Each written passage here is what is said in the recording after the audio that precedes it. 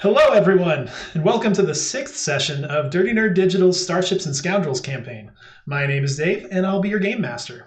We're using the Star Wars 5e system to tell the story of the crew of a smuggling freighter known as the Mayday, set about a year after the fall of the Jedi Order. And just going around our crew tonight, we've got Jack, who's playing R5HL, the astromech droid operative, Jackie, who is playing Kiba Kiba, the Gungan bounty hunter, Kirby, who is playing Harry Johnson Inyaba, the Wookiee Berserker, Paul, who is playing W. Dredd, the Miri Allen cyborg engineer, and Sam, who is playing Umbran Boone, the Zabrak gunslinger. But anyway, with all that out of the way, let's go ahead and get into it. Last time on Starships and Scoundrels, our crew had just escaped from Zintar's palace, wounded and bloody. Harry carried Dredd due to his broken ankle, while the rest of them rode on some stolen/borrowed swoop bikes to Amina Tane's place. The crew rested there and agreed to join May in her assault on Zintar's palace. Umbran also got to have a nice conversation with his wife, and the crew spent the rest of the night planning. And we return now to our crew, as you're all stepping outside of Amina Tane's shop to make your way over to Zintar's palace. The sun is just beginning to peak around Null Hutta up in the sky, and you can hear that the streets are already buzzing with life and energy all around you.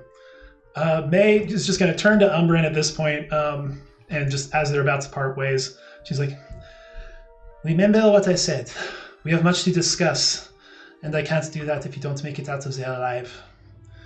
Make sure to be careful using the comlink, and call me when you've either found your way to the holding cells, or at least if you have to turn back.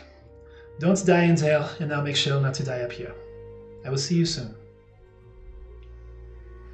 Yeah, I didn't think we were going to have to get so personal so quick. All right, I look forward to that talk. Do my best to stay alive. When Harry's around, I know I'm safe because they're going to shoot at him instead of me. He is an easier target to hit, for sure. Good luck to all of you. I'll see you soon. And she hops on her own swoop bike and zooms off, heading pretty much due north of here. She figures you guys will probably head more like west to get there, because you're going to the south side. And real quick, as you guys are all stepping out before you head out, Umbran, please give me a perception check. Let's see. Screw this up already. That's a 16. A 16. So, yeah, you notice that pretty much just after May zips off, you hear the sound of 3 other swoop bikes off kind of to your west fire up down the street, and you see one of them who has a helmet on but has this kind of black like raven hair flowing out the back. You barely get to see her face. You can tell that she's a Chiss, which they are, if you know what Admiral Thrawn's species is, they're that like blue skin, red eyes, but not the kind of bulbous alien head of the Duros. They're more humanoid. And she has 2 Cathars on the swope bikes flanking her. They're kind of feline-ish looking humanoid species as well. And they just zoom off. So yeah, that's now it's over to you guys to do whatever it is you want to do. Wait, do I get the sense that those are people with her, or? They're riding in formation, basically, so you would assume that they're together. Those 3 are together, or those 3 with her are together? So there's the Chiss, who seems to be the one in the middle, kind of taking the lead, and then there's 2 of the Cathars that are kind of following on either side in a bit of a triangle formation. They're not in formation with May. No, they're going in May went north, they went west. Oh, okay. Interesting. So, theoretically, the plan is for you guys to go ahead and make your way on over to Zintar's palace. How are you guys getting there? We went north, they went west. We're going west. Correct. Well, that's at least where the palace is. Well, we want to be sneaky, so swoop bikes probably not the best plan. No, they're Definitely not. Unless the plan is that we go so fast they don't notice us. I'm going to try and use the comm link to reach May real quick. Yeah, sure. She answers. Did you have 3 friends with you on swoop bikes, or did they just randomly head off the exact same time that you? I did not have any. Where did you see them? They were about what? You said they were a block away. They were about a block away, and then right as soon as you left, they headed west towards the palace. And then I described what they look like, or at least the chiss. That ring any bells to you? No, that does not sound familiar to me. But actually, could I have Kiba give me a lore check? Because definitely got to say that all out loud and everybody can hear. And Kiba used his temporary boost. Sure. I'll allow it. That is lore. Plus 86.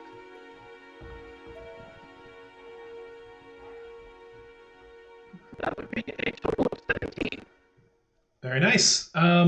Yeah, based on the description, you haven't actually had the chance to meet her yet, but that physical description matches very closely with a bounty hunter that you know of named Xanis Hayes.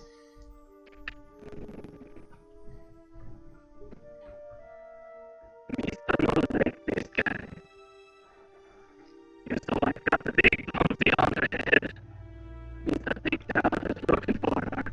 Might be getting close. All right. I'll contact her again. Yeah, it turns out my friend Kiba here, he knows that may be a bounty hunter. I know you got a bounty on your head, and like maybe it's closing in real quick. Just, I know you can handle yourself, but thought I'd let you know. Thank you for the warning. I will keep my eyes open.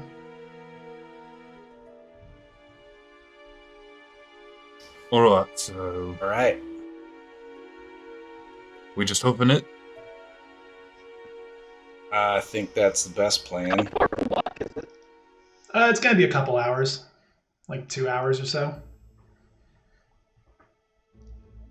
I mean, timing-wise, does that match up with when they were going to start the assault? Yeah, Okay. She was kind of figuring you guys were going to take... And she also has to get her whole crew in position as well. So she was figuring it's going to be like a couple hours. So the timing should line up pretty well. Okay. All right. Yeah, I say we just hoof it, try and keep a low profile. Alright. Swoop bikes aren't exactly quiet. We have to traverse more of the city with our faces exposed, but... But they're fast. Red just goes, Well... Alright, I understand what you're getting at, but you're still recognizable, and probably pretty recognizable with all the stuff. I'm just saying, very useful way to ensure discretion. I don't know why you all aren't investing.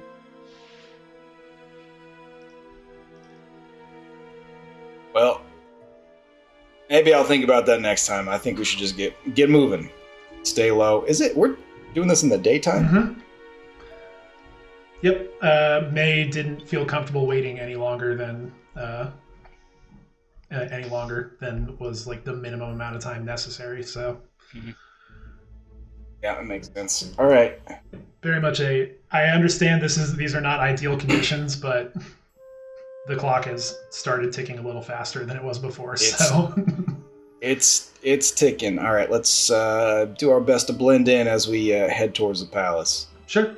You guys go ahead and everybody give me a stealth check, please. And then I'll just take the average results, and that will be your collective stealth.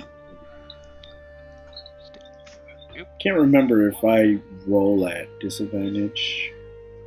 Only if you're carrying Cool, perfect. dread on your back, I believe. I mean, am I carrying Which dread? I believe the long rest Okay. Yeah, you're fully sufficiently you've healed had- my ankle. Okay, good. Yeah, all of your like self-repair systems that are built into most, mechanical semi-living organisms have like droids have some self-repair systems built into them as well. So, Yeah.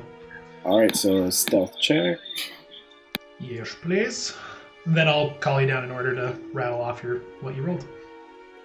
Yes. All right, so Dread, what you roll? 16. Umbrin, 18. 5. 25.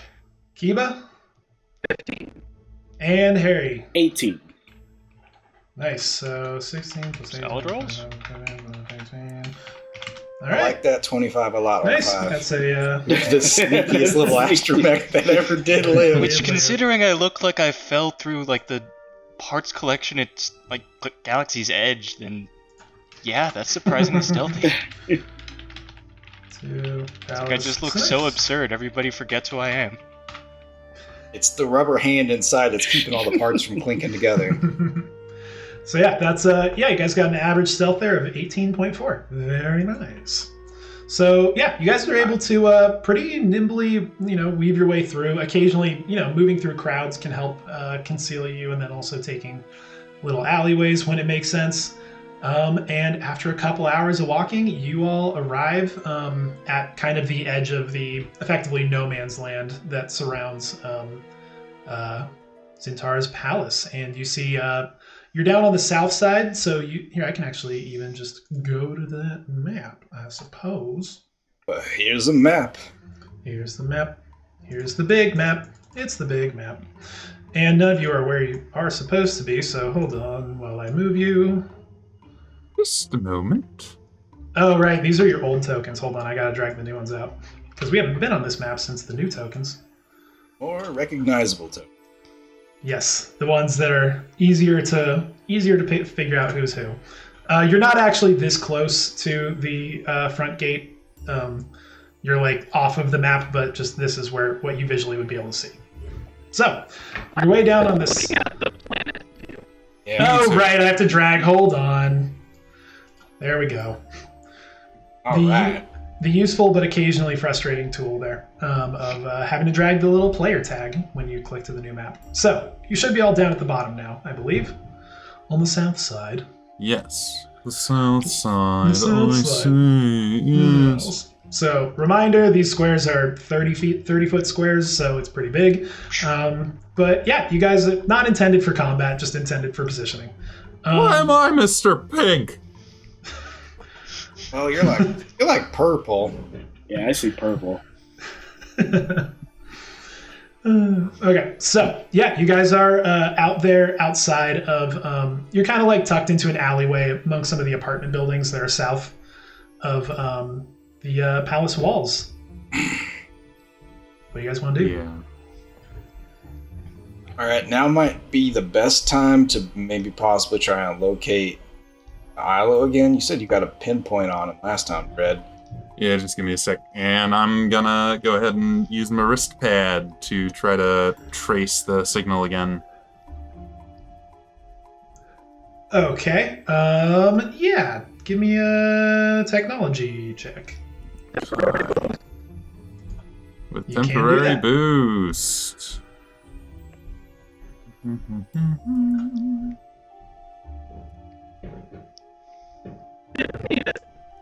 But it's always Still gonna Roll use anyway. it. Dirty 30. Dirty 30. Yeah, with that, it's still about in the same place where you had seen it last. It's kind of, you can tell it's underground up towards the northwestern side of the compound. Okay. Western side of the compound. Do I remember what... I haven't seen what's in that corner, have I? No, you guys have not made your way up to that corner. Yeah, well... We're gonna have to work our way to the northwest. I'm guessing that's not where the palace is. Well, if I understand correctly, that's where the power plant is. Power plant is the northernmost building. Okay. Where you're pinging this from is like the northwestern corner. of the compound. In the northwest corner. Yeah. All right. I mean, Dread. So with a 30, yeah, it doesn't quite line up with where the power plant was. All right. I mean, well, I say Dread goes first, right? He's the one that has a exact location on where to go. Well, I think we need to check in with their team, let them know that we're ready to blow the popsicle stand.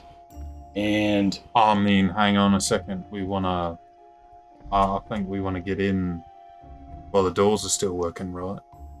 what's the point of the distraction if not distracting them for us to get in quietly?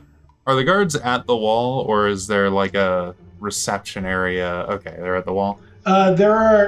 Is in the front. It is a closed gate, solid doors that go up. The walls are about 30 feet tall, and there is a pair of Gamorrean guards standing on either side of the front gate. So it's not a distraction if it doesn't go off. I'm just looking at the doors are like 30 feet tall. I mean, the doors are like a little over 20 feet tall. The top of the wall itself is 30 feet. There's a little bit of an extra arch where the front doors are, but it's basically about that high. All right. I'm just thinking about how much of a pain in the ass those doors are going to be, but all right. Go. All your people. I mean, the plan is to climb the wall, right? We're not going in through the front door anyways. Sure. All right. Ring, ring, ring, ring. Len, how many times do I have to tell you? You don't have to say ling ling into the comms. It just works. It's just one of my many charming yes, very charming. idiosyncrasies. Very charming. Are you in position? I should have said, hi, mate. It's Umbrin. I should have said that. But no, I didn't.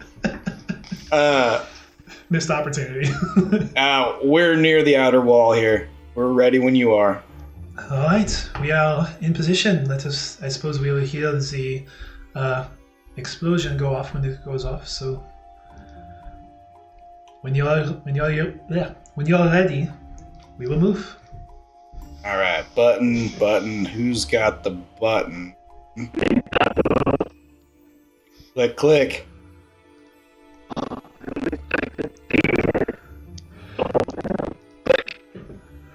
Enough, we might be able to. You hear first massive explosion come from off in the distance, way off north. You hear a couple of smaller secondary explosions go off, and you figure it hit another couple of generators inside too.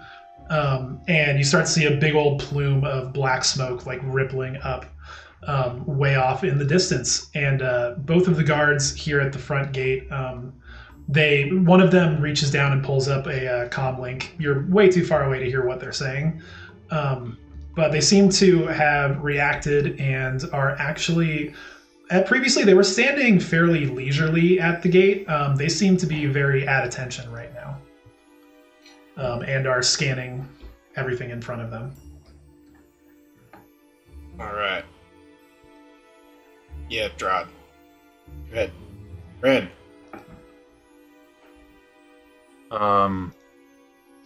We should probably get out of sight. Oh, I thought we were like in... Yeah, you guys you're concealed enough right now that... Oh, okay, so that's not represented. Yeah. Okay. No, yeah, you guys are not actually on the map. That's just where I have to put you for you to see. Gotcha. Yeah. I didn't think about the fact that explosions do tend to put compounds on high alert. Yeah, well, ideally they would go to check it out too. But, all right, how long would it take us to get around to this corner that I'm pinging? Let's see. Let's say if you were right here, I mean, if you run in under a minute. All right, let's go around the corner. Try it from that angle. staring so intent right at you, Rod. Red. Why'd you have to make them so similar? No, you made them so similar. Okay, I'm gonna scan the line of the wall. Do I see any hints of other guards further along? Up from the angle you guys are currently at before you start running, no, you don't see any other guards up on the wall over here. All right. I don't have like a thermal scanner on this wrist pad or anything, right? I don't think so. I have no idea. It doesn't say anything. Baseline wrist pad would not give you any kind of thermal scanning. That's more of a thermal goggles or cybernetic eye modification sort of thing. Good enough for the future. All right, cool. Yeah, I guess I'm going with. Yeah. But yeah, for the record, at least on top of the wall right now, it's very clear where the top of the wall is. You would see somebody if they were up there. Okay, got it. Nothing really. It's basically just you saw it from the inside. It's basically just another platform level up towards the top that's just low enough below the edge that somebody could like duck and take cover from blaster fire. But if they're walking, patrolling, it's not something that would be meant to be hidden. It'd be more of a, hey, you're being watched kind of guard position. There's no way that's safety administration approved. All right. Listen, certainly our options are trying to take out these Gamorreans before they can call it in what's happening, or go around the wall. I mean, say we go around the wall. Do you want me to climb the wall? Yeah, I think we should get over the wall. Not this part of the wall, though. The other part of the wall. Around the corner where there aren't guards that we know. Makes sense. Okay, so you guys take off and you run around the corner. You stay far enough away to kind of avoid the sight of the guards in front, and you come around the corner over here. Way off ahead of you, it's what is that? Like over 700 feet. You do see that there are a couple of guards by another gate over on that side. It's a much smaller entrance than the front one, but they're not looking your direction at all. Because you're just 700 feet away. Well, who brought the grappling hook?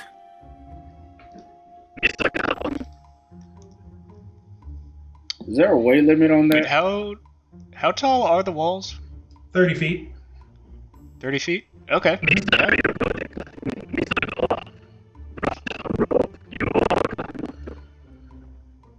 Sounds good to me. All right.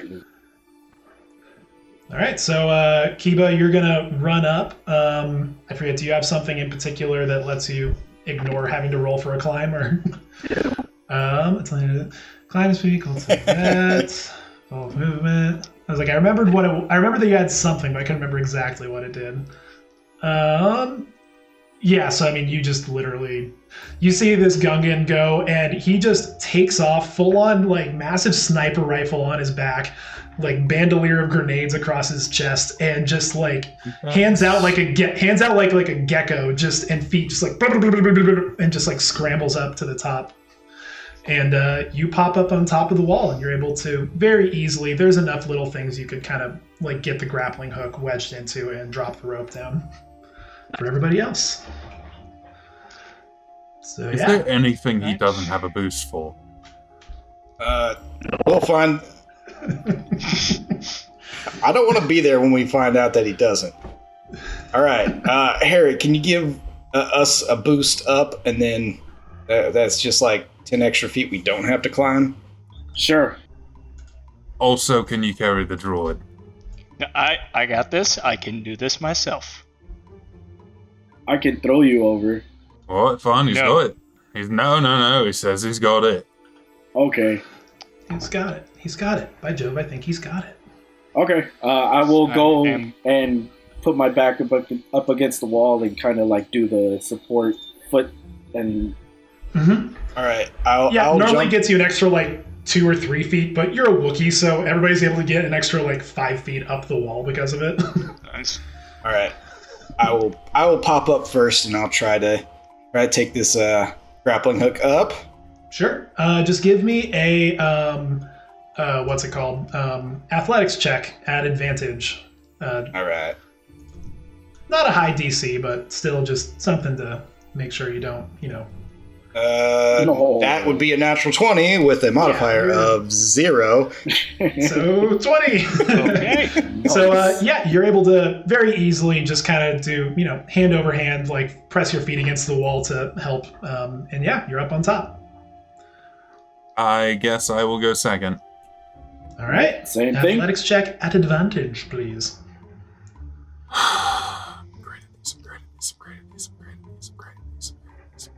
I can do this. Self-affirmation. Oh, God. 11. Yeah, no, that's good enough. It's definitely a little bit more of a struggle, but you're able to get up. All right, who's next? I guess the droid that has it by himself, so I'm not going to help him. Well, if you insist. You insisted! Use the fast and agile feature from my operative subclass. Yeah, this thing means... that makes no damn sense for a droid, but sure, you got it.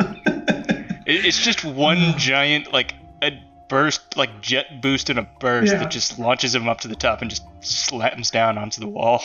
Yeah, you just described that in very loud terms, sir. Yeah. And then just he just floats up and then just gently just lands next to you. And also right before that we had the sound of a Wookiee and an astromech droid arguing at the bottom of the wall. So I was gonna say he just lands with a thud. Oh yeah, sure. Make it even louder. You thud your way down. So last up, Harry Johnson, you're down at the bottom. I guess athletics check. Yes, please. At advantage. Right. Dirty 20. Yeah, you're good. You're able to climb up basically just as easily. It seems like Umbrin had to put a bit more effort into it to be able to do it, but you both get up with the exact same amount of speed and agility. So you guys are up on top of the wall, and it doesn't seem like there are any guards patrolling this whole southwestern corner at the moment. Way off in the distance to the north, you can see a couple of guards running away from you along the wall, but that's about it. And you also can, way off in the distance, start to see a little bit of the telltale signs of a fight going on way past the northern wall outside the power plant. And speaking of, let's see, what order should we do here? Let's go ahead and have Umbrin roll first. Give me a D100 roll, please. Ooh, I like D100s. 74. Okay, nice. Go Rebel Alliance that does not exist yet. Yeah, very nice. Solid roll. Okay, so you guys are up on top. I didn't draw in the actual top wall, but just know that the left 10 feet of this wall are the top of the wall. Where you guys are. And you should load into a zoomed in map for where the concert hall is. And you're over on the western side, which is not somewhere that any of you have actually been before now. Oh, yeah, come to think we are now down to 5 foot squares, by the way. So we still got to get normal movement. We still got to get down though, right? Yes, but there are also multiple ladders and sets of stairs around that you could go down. All right. I will take the stairs. They are reclaimed. I don't know why you said that out loud. That we're all gonna take the stairs. I'm pretty sure. Anyways, I am going to look for a door. Cool. I say out loud. You see no door on this side. All right. Well, we're gonna have to find the door on the door we went in on last time. All right, we can do that. Let's start. I may have to going that way. Wait, you said it was the concert hall? Yeah, this where is the performances were at? Mm-hmm. So technically I was there? Yeah, I actually already moved you around for the inside of cool. it with your token, so you should have it'll be familiar for what parts of the concert hall Harry Johnson was inside of. All right, cool. I say let's sneak to the staircase door. Yeah.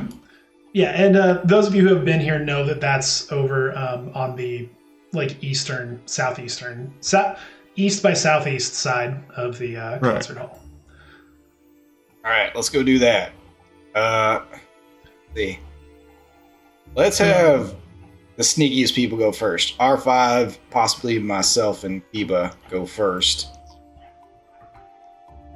If we see something, we gotta make a plan from there. But cool. We gotta see something first. Are you guys gonna stealth your way over there, or absolutely? Yep. All right, the three of you, roll me stealth checks, please. Yes, indeed. That's a 23 for R5. All right. Well, that's 17 for Umbrin. 21 for Kiba. All right. Good at captain and not sneaky. Didn't you just say you were one of the 3 sneakiest people here? I said possibly myself. Well, yes, I am one of the 3 sneakiest people here, but I didn't say it was one of the top 1. There's no accounting for bad luck. All right, so yeah, you guys, are you going south side or north side? Like going around the south side of the concert hall or the north side of the concert hall? I think south side is probably the quickest. Yeah, south side looks like it's the quickest. Cool. Here, I'll just move you guys down to the south side just so it's a bit easier that way. How far back are the non-sneaky people going to be tailing by, I guess? I figured we'd just wait by the stairs since we got comms. Well, sure. I would recommend you guys just stay one corner behind us. I was gonna say maybe we gotta move fast. I was gonna say maybe 15 feet, but we got comms, but the extra minute it takes you guys to get to where we are could make a difference. Yeah, but sound carries further than light. That's not true. Listen, just stay stay like 2 turns away. There. That's good. Stay right there. Yeah, it works. Okay. Okay. I'm not gonna be able to get to I you should guys. probably be saying that on the danger? comms instead of shouting that. I'll just keep moving you guys back at a reasonable distance until we get to a point where We've really been playing it fast and loose with sound so far here. I'll follow the captain at a medium pace. There are guards outside that. Yes. I was just about to get to that, actually. Yeah, so the 3 of you do notice, technically you're probably hugging up against the wall to be as hidden as possible. So there. And yeah, way over there by the, what of the 3 of you on this side, only Umbrin knows is the stairway door. You see that there are 2 guards standing outside. These ones are not Gamorreans, however, so you can rest a little easier. They both appear to be Barabels, which are kind of a reptilian. They're not as big as Trandoshans, but they have a similar kind of look to them, which Trandoshans are Bosk from the Star Wars movies, for anyone who knows who Bosk is. So everybody knows who Bosk is. It's true. Actually, post Battlefront 2, everybody knows who Bosk is. Oh, God. I hated running into him. Anyway, so yeah, you see, at this point, I'm going to let you guys take full control over your tokens. So you see the 2 guards over there. They don't seem to have noticed you. Well, we need to sneak up and take these guards out. Quick and quickly. Quickly? Yeah. You know what I'm trying to say. Quick and silent. As silent can. Yeah, so you guys are about 175 feet from the closest one, by the way, just frame of reference. So, I mean, I've got a knife, but that is a lot of distance we're going to have to close. How far is it towards this door? That door is 75 feet to the closest corner of it.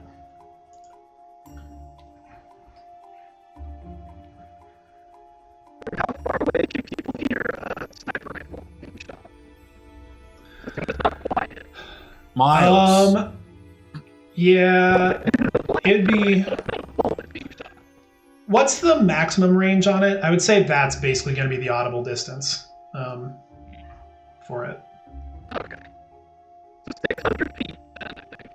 Yeah, unless if you have something in particular to actually like muffle it. At this point, the sound of the fighting coming from the north is starting to even be audible from down here, but it's very faint and in the distance. But I had never pictured the weapons in Star Wars being that loud. Keebish, you should have bought a silencer. I mean, unless we have like some kind of suppressor on it, it's got a pretty audible range. I don't know if it's actually in the system, but we'll work it out later. Yeah, I'm not gonna go into it, but Cassian Andor's sniper rifle is very quiet. Anyways, Drod, do you think you can hack their comm system and get everybody to the battlefield that direction and draw these guards away? Maybe? I'm sorry, who are you asking? It is on me at a certain point, but just named it so darn similar to your other name, Dread. Could you please do that? Please. I can give it a go. Yeah, I guess I would like to try to hack into their comm frequency. Actually, wait, do I have... They say I'm the one who's malfunctioning. By the way, there is a blaster modification called a silencer, so... Yeah, I just looked it up. It's an enhanced item, which is the equivalent of a magical item. Yes, sir. So yes, Cassian has a very fancy blaster, or a sniper, but sadly, you guys have not had time to acquire such things.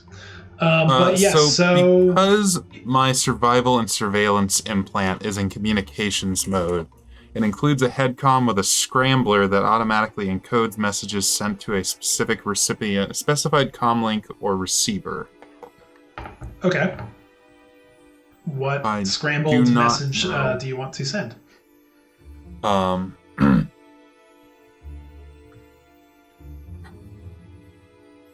Is it an audio message, or I presume it sends like a audio message and not like text to speech or something? Yeah, it'd be an audio message. All right. Roll's gonna have to do his best impression here. All hands to the power plant. We have a massive fire. People are dying left and right. All hands to the power plant. All right. And I assume you're specifically targeting one of the guards that's over in front of the door? Yes. All right. So, yeah, the stealthy front team sees the two guards up there, look at each other, and go ahead and give me a deception check at advantage, please. All right. Got your little boost. It seems like a legit comms. It just is probably different from the order they were given. 22. Keep rolling. Have to roll 20. Oh, it'll come back. Why did you roll a deception check? Jack. Oh wait.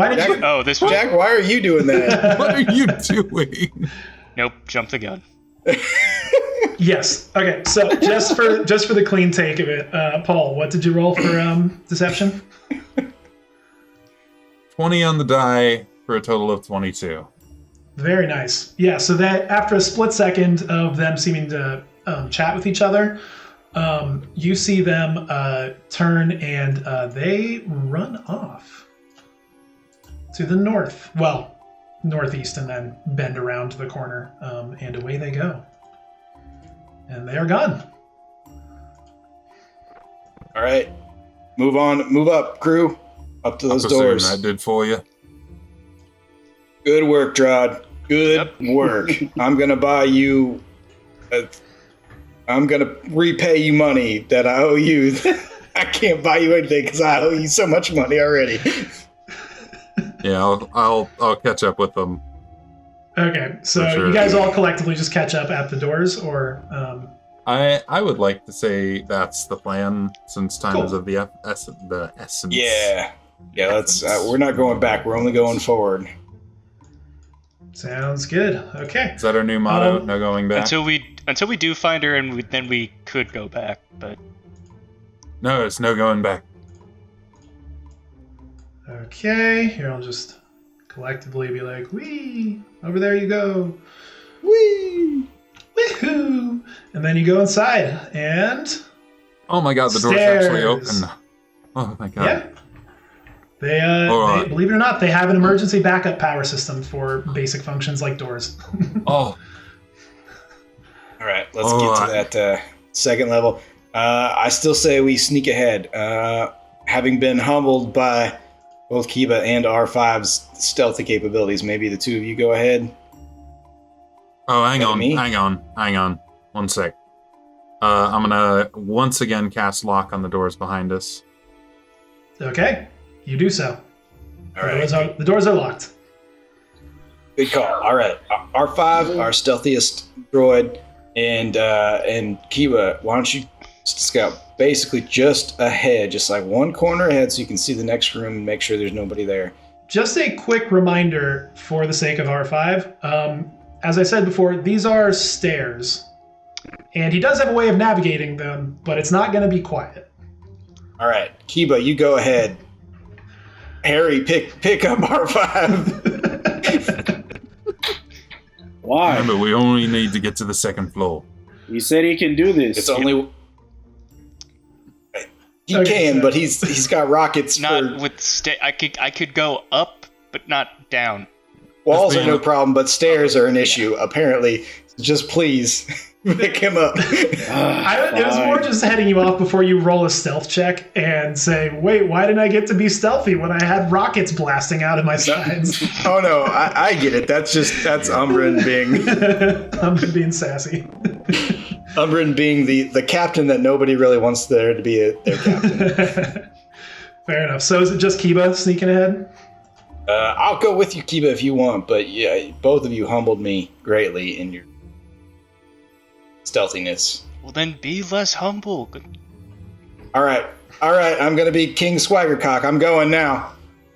Okay, two of you roll me stealth. Maybe I'm gonna move us up to the next map level. Temporary boost, of course. Of course. All right. That would be a total of 28. All right, you son of a bitch. All right, 21 for me. Nice. You are both. You are both shadows.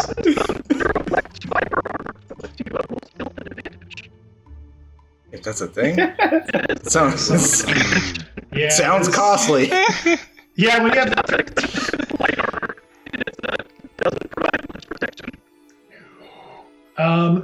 So yeah, the non-stealthy team's a little bit further back down the stairs, but I just pulled you up on here anyway.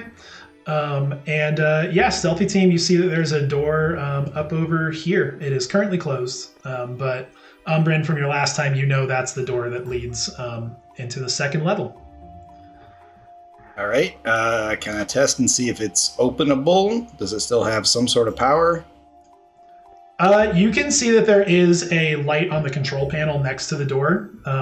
That's usually like the button you'd press to open it. So you can assume that there's enough power to open doors. I mean, Umbran, from having lived in this world, would know if he could hear through the type of door this is, probably. Like, if this is just like a standard metal door that you can't normally hear, but in our world, like a wood door, you could hear stuff through. It's a pretty standard metal door. You could try, but somebody would have to be really loud on the other side for you to hear anything.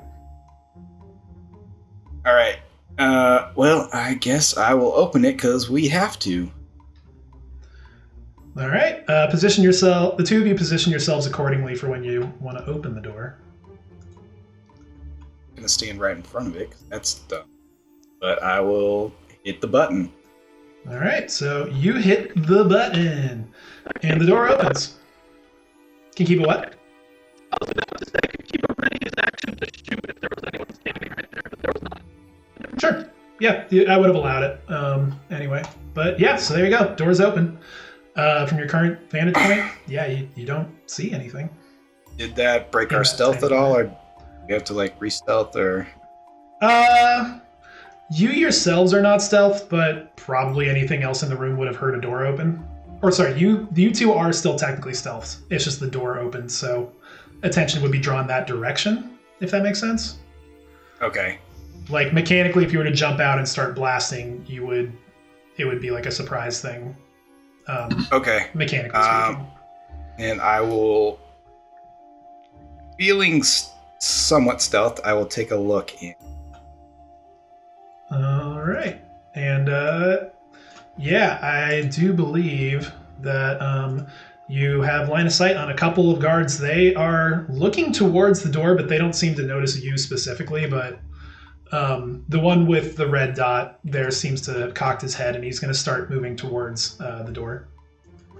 All right, we have a guard coming. Second guard in. There's one on the way.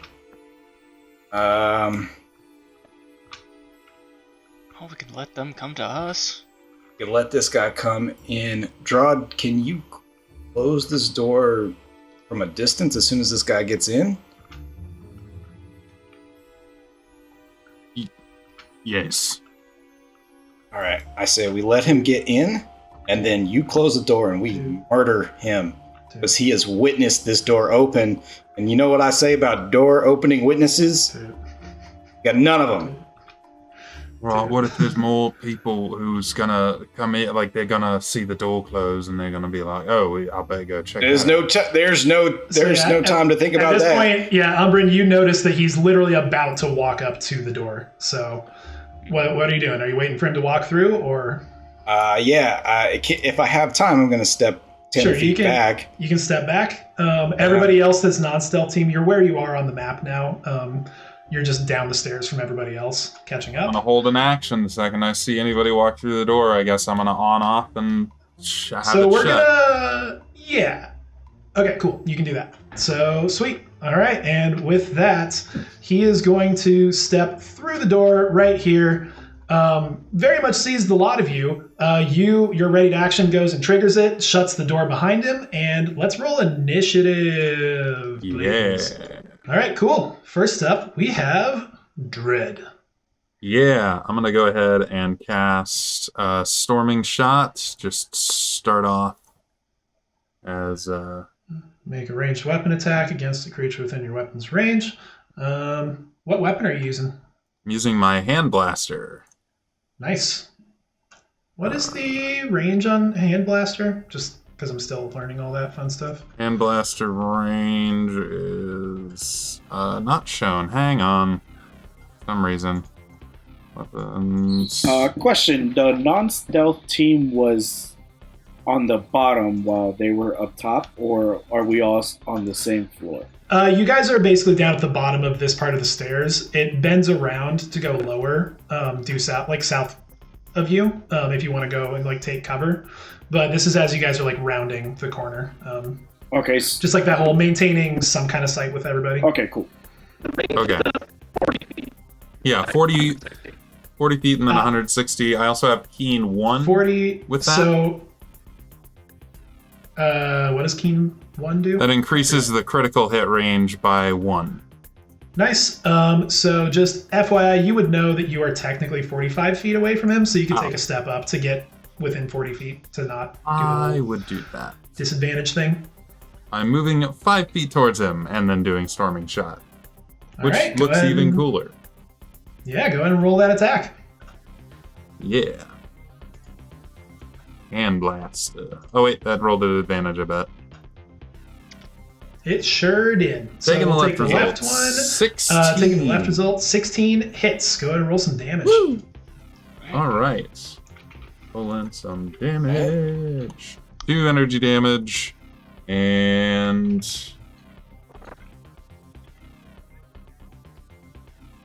becomes shocked. So they are now shocked until the end of my next turn.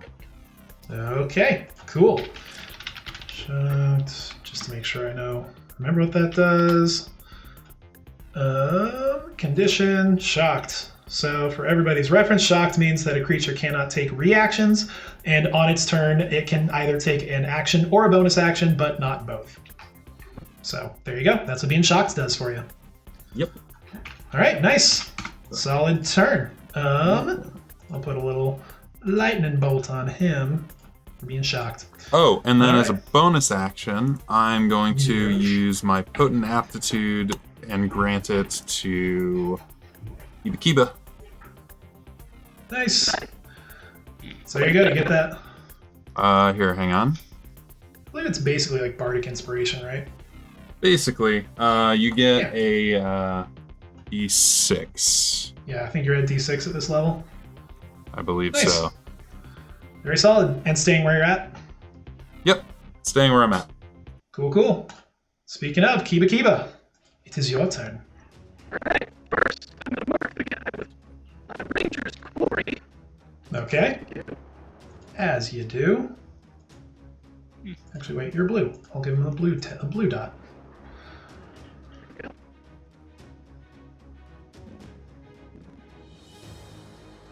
Yes. I'm gonna pull out my sniper rifle. Mm-hmm. And blast him. And shoot the guy that's 15 feet away with a sniper. Do it. You're diving him from 15 feet. He was just I can add a D6 to that roll, yes. If that's what Ranger's Quarry does, then yes. Oh, no, I meant for Or Hunter's, whatever. the thing. Yeah, because it's a bonus action. Yeah, it's a bonus action, so to do potent aptitude. Wait, was it called Hunter's Mark, or what was the other one? Or Ranger's Quarry? Yeah, Ranger's Quarry is a free action. Okay, that's free. Cool. And It's then a lot of next stuff. guy Early. So yeah, go ahead and do that. Oh, I guess I can Well, just roll. Go ahead and say what you rolled. Okay, I rolled a natural 20 for a total of 27. Hell yeah! Go ahead and roll that damage. Alright. So anyway, Misa started blasting. That would be 13 energy damage for that guy. Nice. Still up, but very nice. Extra attack. Yup. 14. 14 misses. You got a little too cocky with the going with the sniper rifle, and then you tried to no scope him on the second shot and missed a little wide. 360.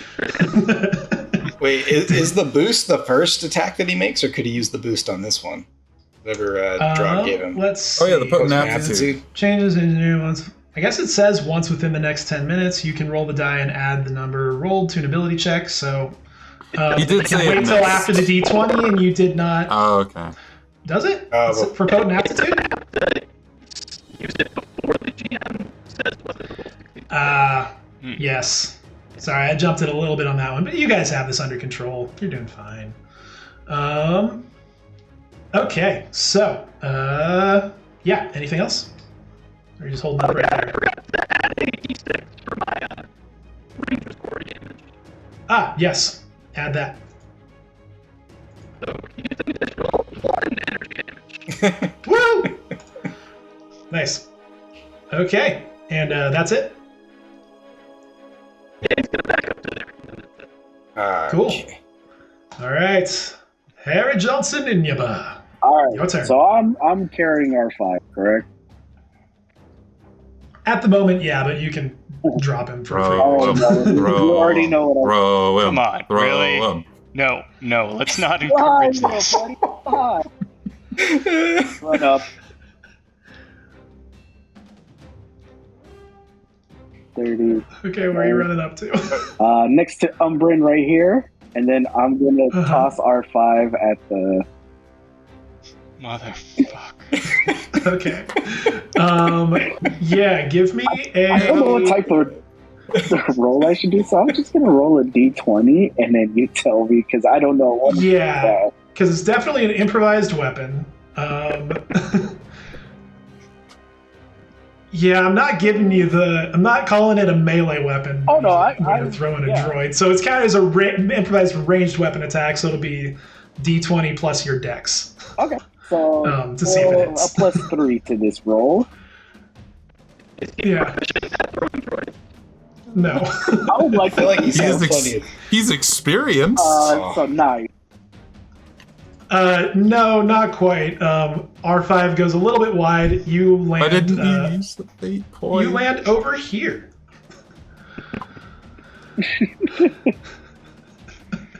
Okay. So, yeah, you chucked R5. He's over there. You don't take any damage. You're fine. But Okay.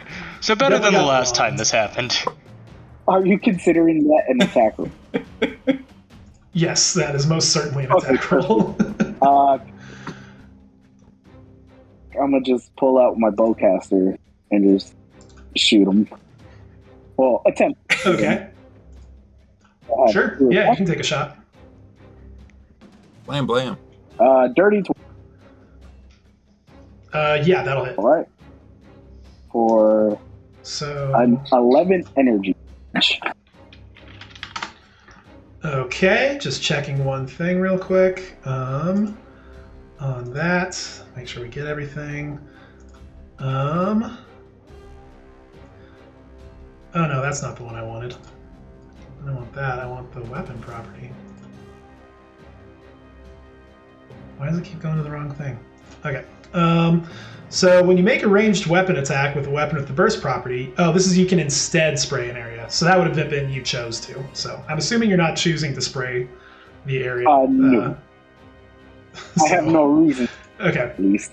No, you do not. Just making sure it wasn't an auto thing. So, okay, yeah. So he takes 11, but he is still up. All right. And I say, get him, R5. I got him closer. That is the only reason I will pretend to be okay with this. Why do you have to pretend to be okay with it? You just be okay with it. You just be okay with it. But anyway, it is your turn, R5. What would you like to do? Yes, I would like to roll up and use a hidden blade to take out my frustrations about this situation. Roll up. Give me an attack. Roll up. A 23 will hit. Sadly, no sneak attack, though, because you don't have any allies within range and not rolling at advantage. But still, you hit, so... Yep. 7, not too bad. Yep. Not too shabby for... What is that, a D4? Coming for your ankles. That does ask the existential question of how many allies R5 actually has.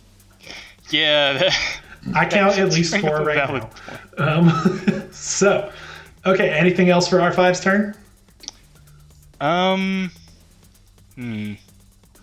I'll use my bonus action to dodge using cunning action. I don't think you can. It's the one that's not available. That's disengaged. Yeah. That's okay. Unfortunately, disengage and get the hell away from him. That is an option. Run back down to my arm. But that would also would that require movement, which we said wasn't going to be stealthy? I think the time for stealth has long passed after multiple blaster fires have gone off in here. All right, disengage it is. I mean, are those like... He also doesn't have a reaction, Jack. You don't need to disengage. Oh. That is also true, yes. Yeah, you could dash and just get, out of line of sight. Yeah. This middle, the black line in the middle of the stairs is a wall that goes up, so you could tuck around that wall and break line of sight, for instance, if you wanted to. I would like to do that. All right, so yeah, you're gonna float up the stairs with your jet booster. And in that case, I'd like to use my bonus action. Oh wait, no, I used that. No, you can use it because you didn't have to disengage. Yeah, that was just with he's shocked. So. Yep. Okay, and now that I'm here, I would like to hide. And it is on to the foe's turn.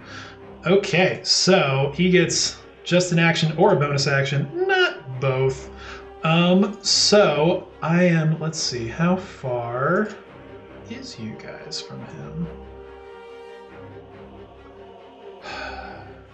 Let's see, yeah, if he were to move, he's gonna move just right here.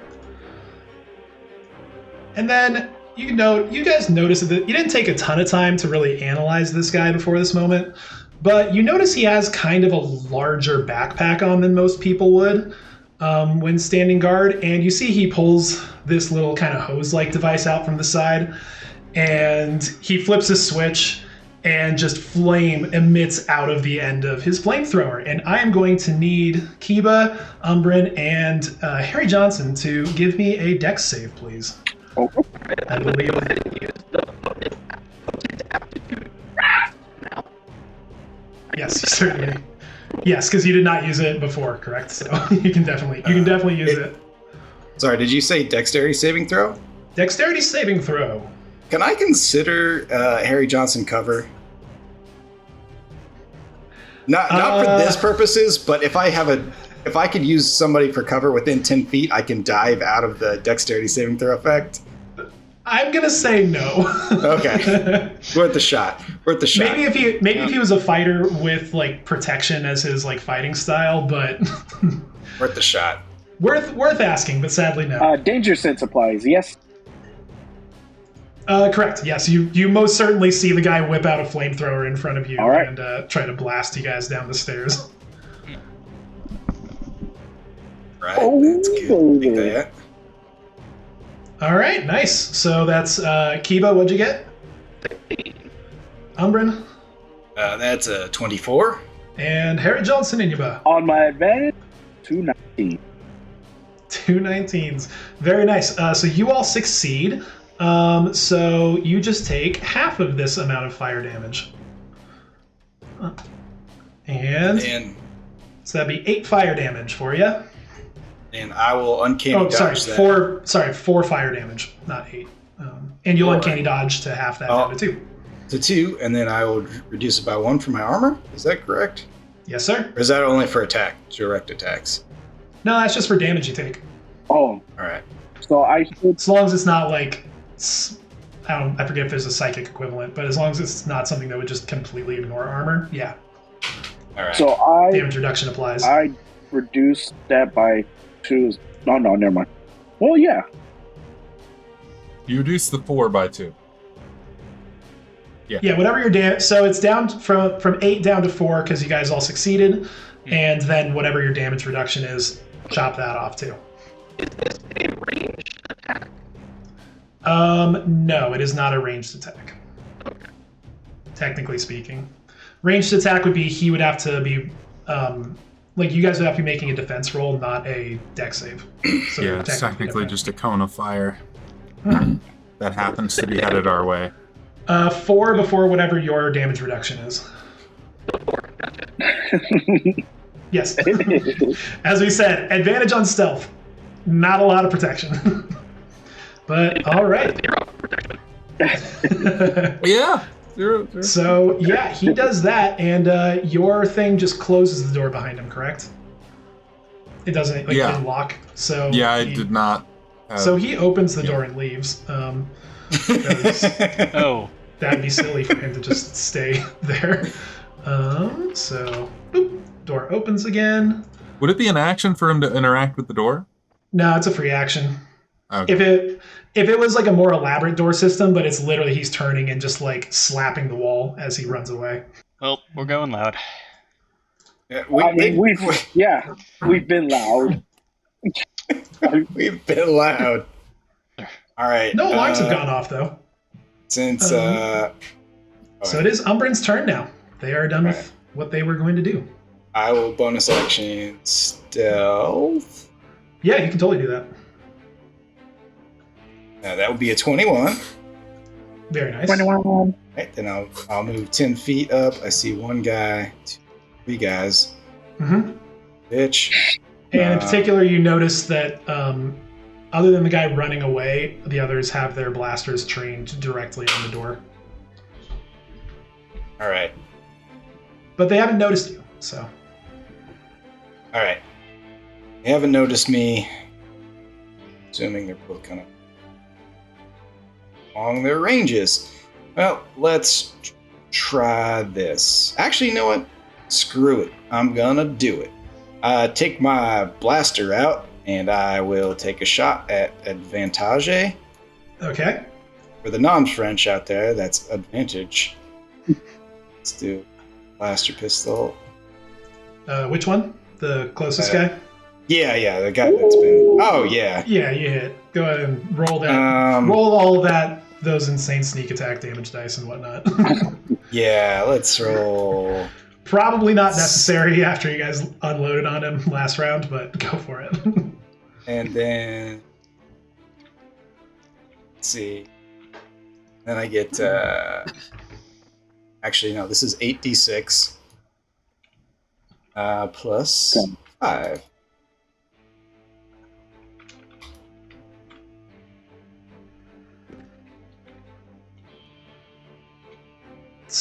So He had 11 hit points, so he no longer has 11 hit points. And he's dead. I see you have 11 hit points. Those are mine now. All right, and he is down. And with that, the other guys definitely see you, and they were holding their action for the first person that they were going to see. So, all right. That guy, they are both going to be at disadvantage, however, so you get to roll for defense at advantage, because they're a little too far away. Do you want me to do both at once, or?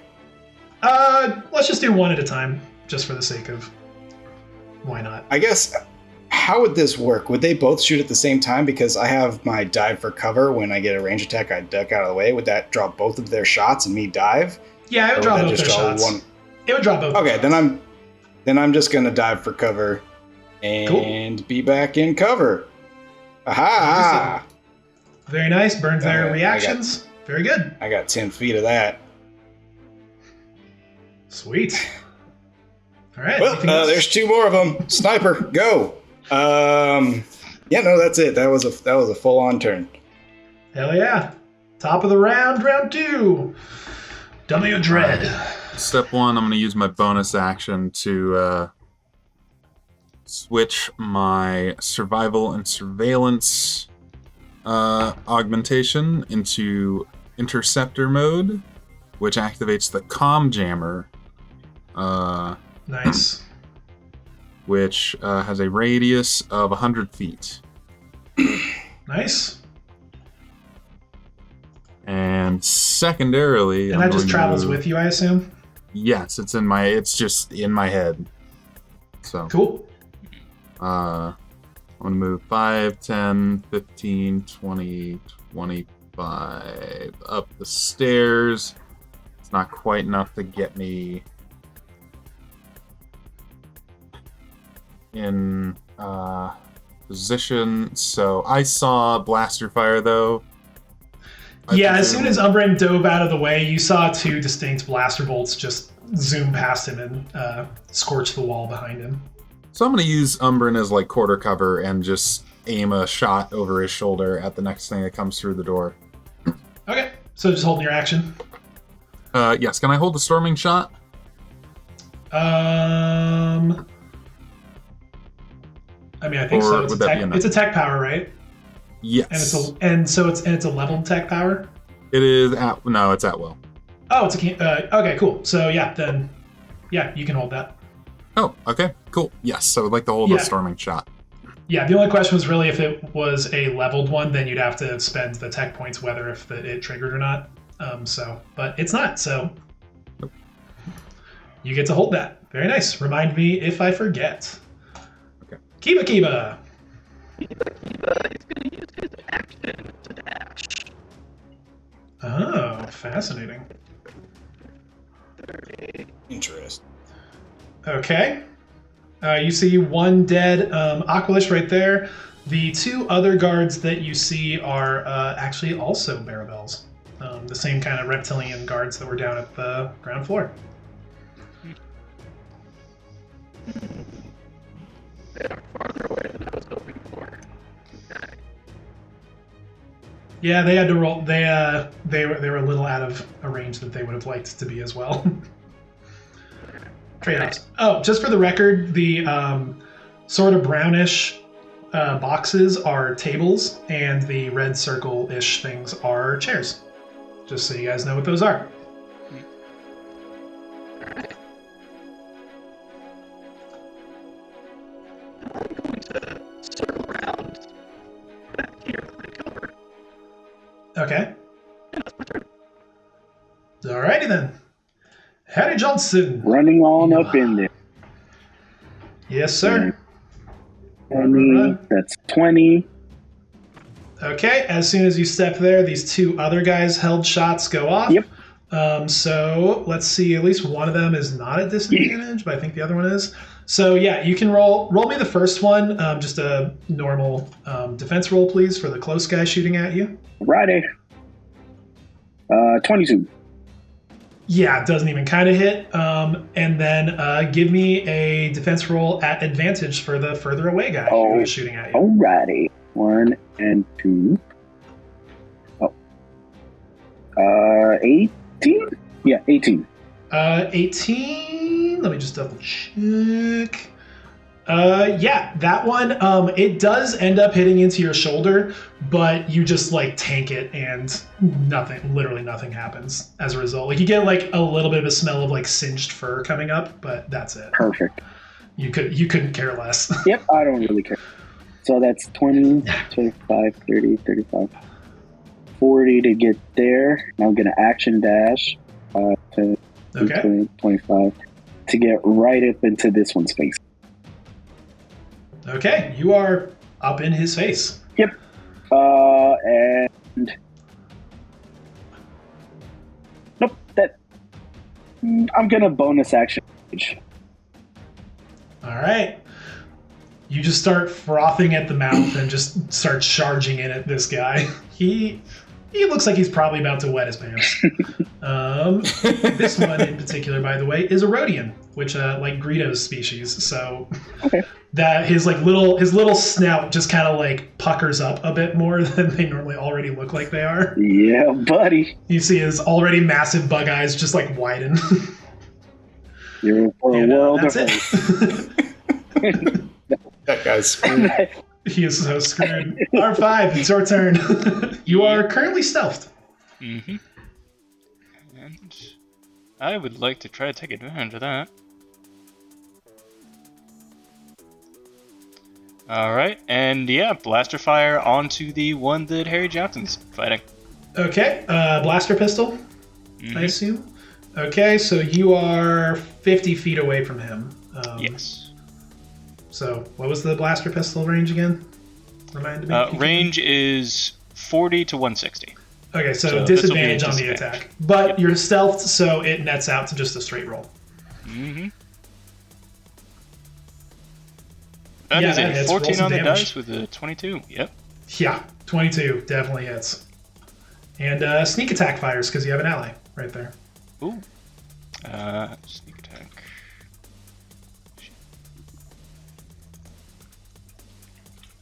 How many dice do we have at this level? 3d6. Alright.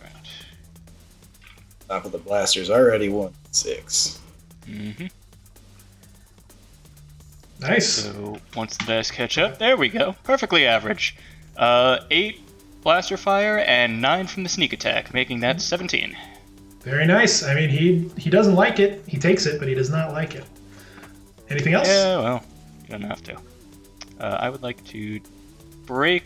Would I be able to be stealthed from some enemies and not from others if they can still see me? No, once anybody can see you, it kind of breaks the whole stealthing process. And Jack, haven't you played Splinter Cell? Yep. Once one enemy knows where you are, every enemy knows where you are. That's how it works. Yep. So yeah, I'll. Yeah, that's about all I can really do. All right, cool. And it is their turn. So the one guy who is let's just start with the guy who's up with Harry Johnson, just to start there. Get this unfortunate. This guy has a Harry Johnson in his face. Just get this completely unnecessary business out of the way. You know what? You scared him into doing something real stupid. I love it. He's gonna whip out a thermal detonator and just set it off on top of himself. So give me a dex save, please. All right, danger sense. He is not thinking straight. Everybody else is out of range. So actually, no, one of his buddies is in range. So 14. A 14 succeeds. So you just take half of this. Thermal detonator does not sound good. And, okay, so he's going to do that. Let me go ahead and roll dex save for the other guy.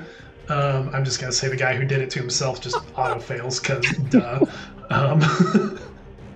The other guy...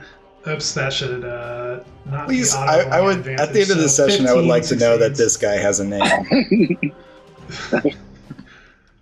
Pedo. Well, he had a name. Pedo. Okay, you know what? He deserves to go. He deserves to die. He very much deserves to die.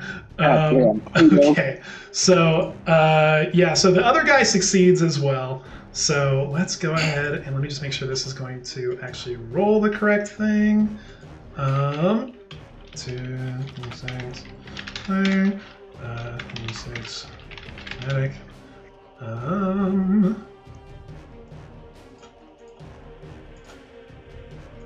Okay, so let's find out. Did it work? Okay, so that is gonna be halved for both of those. For you, for Harry Johnson, but you also get to further half the kinetic. So that's 3 fire and 1 kinetic, so 4 before your damage reduction, I believe.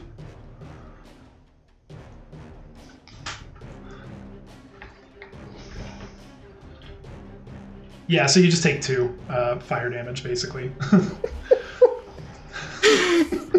He just set off a thermal detonator in your face, and you're like, whatever. He's like under okay. Harry Johnson.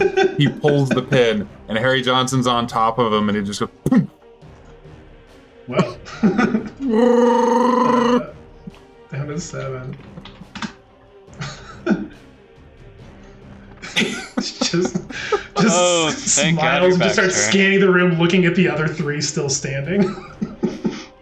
Okay, so this guy sees how ineffective everything is against the Wookiee, and instead is going to run over here, and he sees a little astromech droid sitting in the doorway. So, R5, please give me a defense roll for the first shot that's coming your way.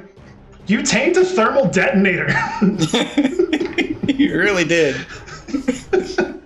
Okay, so 14, it will hit. So, First one, you take... 9 energy damage, then reduced by your, damage reduction, whatever that may be. Still down to 8, yeah. And he's going to take another shot at you. Can I remind you of Uncanny Dodge, sir? Uncanny Dodge can apply to attacks, too? It only applies to attacks. Well... Or no, actually, no. I think it can apply to saving throws, but... It's for saving throws, too, yeah. Okay, I thought it was only for saving throws. No, that's evasion. You're thinking of evasion. Yeah, easy to mix the 2 up. I do it frequently. Yeah. But yeah, so are you going to use your Uncanny Dodge? Yes, I would like to do so. Okay, so that would be 9 down to 4, reduced by your 1, so you take 3 energy damage total for that one. Okay, that could have been worse. And I would like another defense roll, please, for his multi-attack, as he shoots a second time.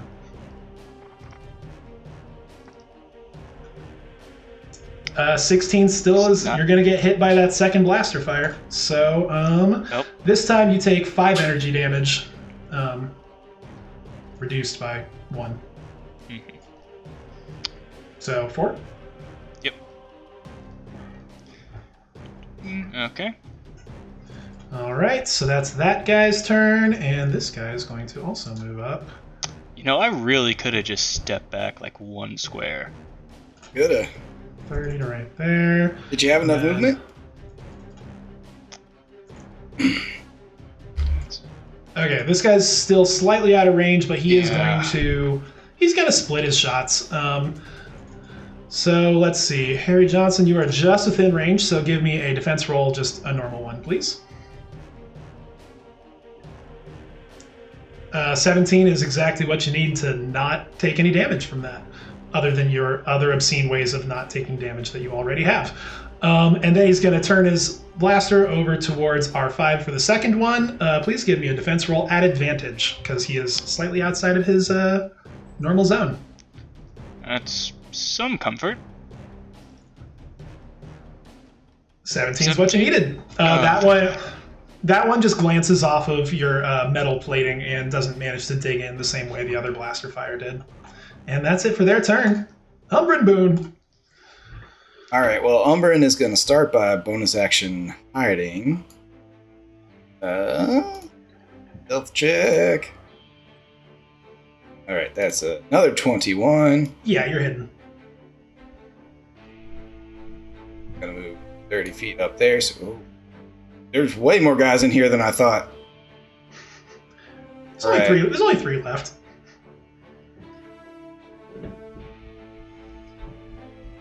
All right, then in that case, I'm still stealth, correct? Yeah, as soon as your turn ends or you take an action, you'll break stealth. But yeah, for now you're. Oh, when my turn ends in this hallway, I'll break stealth. You're outside exposed right now, correct? Okay. So sure. I mean, unless if you're not where I think you are, you're like right here, correct? Yeah. Yeah, this is like a big open space, and you're not behind any cover or anything, so. Yeah, I just figured it would be darker in here because there's like no lights and there's no windows and. There's like red emergency lights filling the space, so there's like just enough. Okay. You know what? I'll allow a like free stealth roll to see if you can maintain stealth, just because your skin tone kind of blends in with the lighting on top of things. So I like it. I like it a lot.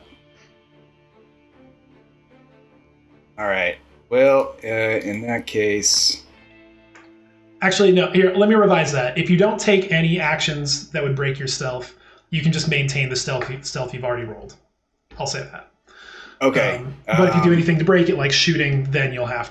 I wasn't planning on shooting, but like, let's say I get closer to this guy, right here. Would that do it?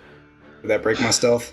Let's see. So you are currently 30 feet away. I would say any closer, and he'll see you if you're moving towards him. All right. I'm gonna reposition then. Here. Cool. Yeah, you can definitely maintain your stealth over there, no problem. All right. That's my turn then. Yeah, movement, action to dash, and bonus action stealth. All right, that's my turn. Nice. End of round 2 and on to round 3. W. Dread, your turn. All right. I'm going to move 5, 10, 15, 20 feet up to the door frame. Mm-hmm. And I can see 3 figures ahead of me. Let me measure this out real quick. Yeah. 55. Yeah. Yeah. I see. Right. Yes. Indeed. All right. Lots of yes. Fascinating. Huh. Right. Yes. Okay. Indubitably. That's still on the measurement tool. Yeah. So I've moved 20. I've got 5, 10 more feet of movement. Mm-hmm. And there's the rest of my squad. There they are. Oh, yes, I see. Okay, I'm gonna take another storming shot. I know it'll be at disadvantage because of 45 feet, but I would like to do so anyway. And so once again, storming shot goes on the board, and I will hurl out. Lightning damage and shocky things. No bonus lightning damage on the first shot. Oh, that's only on the second shot. Okay. And I'm gonna use a fate point to reroll that. Go for it. Now, do I reroll at disadvantage, or do I just do another roll and replace the lower number with that, or whatever? I would say it's reroll at disadvantage. Okay.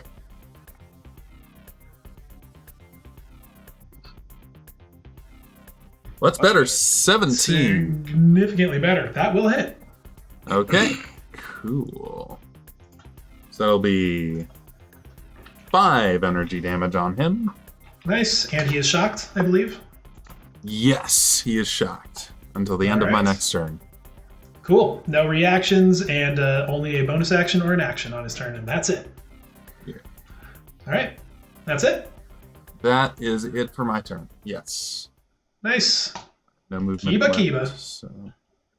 All right. Kiva is going to use his action to reload his sniper rifle. Okay. He's going to move right there. And that's his turn. R5, your turn. So it is. I would like to use my bonus action to dash. Okay. 5, 10, 15, 20, 25, 30, 35, 40, 45. And start shanking. Okay, you can do so. Roll for the shank. 15. You good with that? How many fate points do we have? A lot. Yeah, quite a few. I think we have a lot. We've only used one.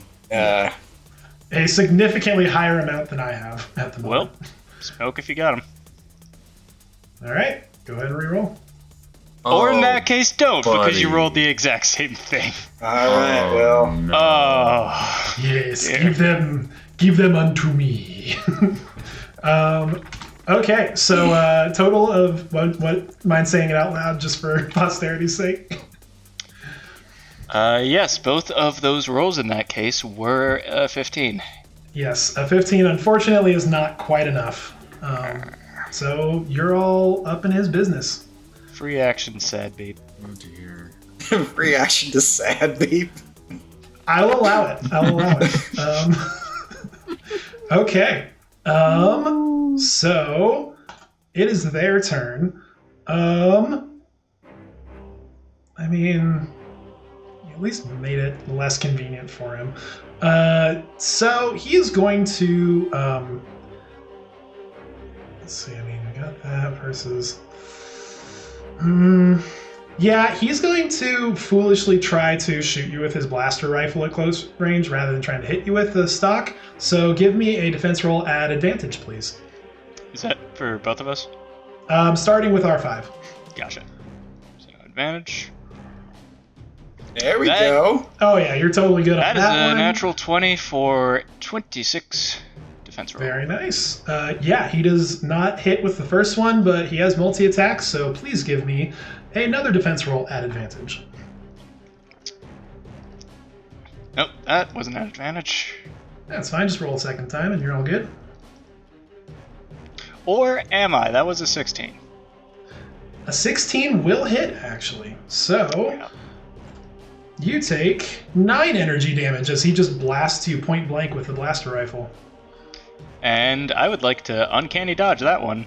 You can do so, because Ouch. it is the next round from your last turn. So, Yep. And so don't that's forget your 9 damage down to reduction. 4, and then reduced by 1 for damage reduction. So, 3. All right, nice. And over to what I'm sure will be a completely pointless set of rolls, because we all know how it's going to turn out. Harry Johnson, please give me a defense roll at advantage, because he knows that hitting you with the stock of his weapon is going to literally do nothing. Oh, it'll. Oh, right! Fair point, thank you. So a normal roll, which I'm sure will still do 0 damage to you. It'll do something. It'll just piss him off. Just make him mad. Oh. Ooh, no, 13 does actually hit. So you take 5 energy damage, halved to 2, and then reduced to, I believe, 0 from there. So give me another defense roll, please. Barbarians in this system are broken. No, he's shooting him. Oh, he's shooting him. So it's energy damage. It's Oh. not kinetic. Is that still reduced? I'm pretty sure rage is energy damage too, right? Oh, okay. Yeah, it's basically all the non... Okay. Yeah, it's all the non, elemental damage. Just making sure. Yeah, worth asking. An 8 does hit as well. So, 4, which... Okay. Today is just your day, guard. He just starts crying. He just weeps. You just see him he just starts falling apart. And it's Umbran's turn. You are currently hidden, sir. All right. Well, that means I'm seeing the guy weeping, and I can't relate. I am going to... There are things that have higher damage than 1d6 plus 3, I promise. I'm going to move up here. I am still hit. If I can... Oh, yeah, I can shoot this guy. Guy in front of R5. Yeah. I'm going to shoot him with my blaster pistol at advantage. Yes, sir. That is a 27 to hit. Ooh. Roll that damage, please. All right. There's the blaster damage, which is 9. And let's throw some sneak attack damage on that. Wow. So that's 16 total damage from him. Much to mine and his surprise, he survives. He's still up, so I'm going to bonus action dash right here. Right there. Cool. That's it. That's my turn. All right. End of round 3, on to round 4. W. Dread.